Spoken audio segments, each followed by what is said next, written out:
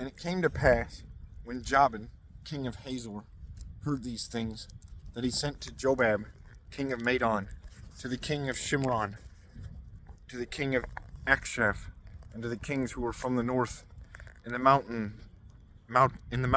in the plain of Shinneroth, in the lowland, and in the heights of Dort on the west, to the Canaanites in the east and in the west, the Amorite, the Hittite, the Perizzite, the Jebusite in the mountains, and the Hivite below Hermon, in the land of Mizpah.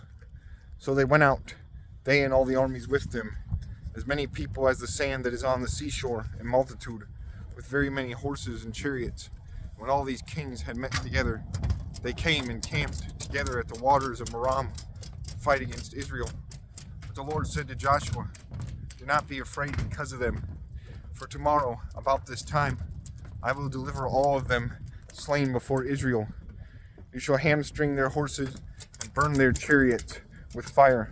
So Joshua and all the people of war with him came against them suddenly by the waters of Merom, and they attacked them.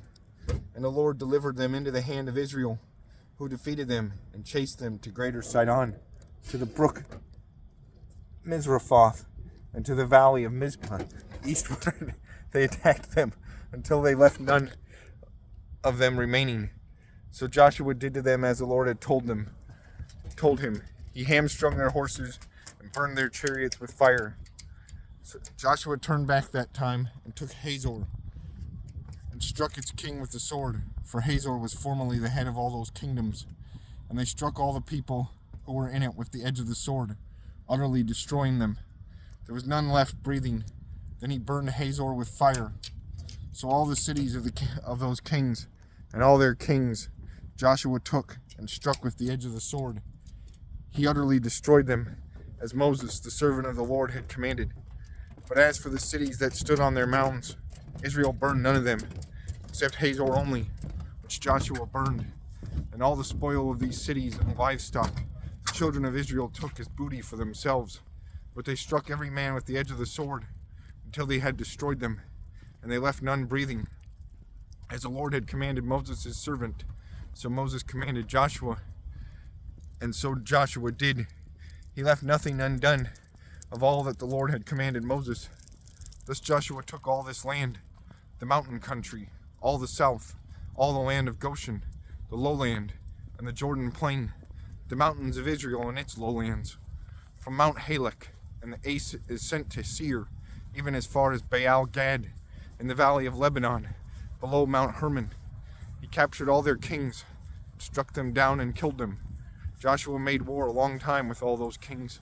There was not a city that made peace with the children of Israel, except the Hivites, the inhabitants of Gibeon.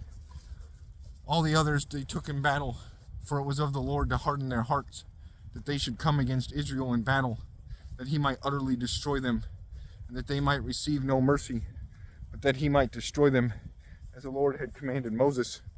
And at that time Joshua came and cut off the Anakim from the mountains, from Hebron, from Debir, from Anab, from all the mountains of Judah, and from all the mountains of Israel.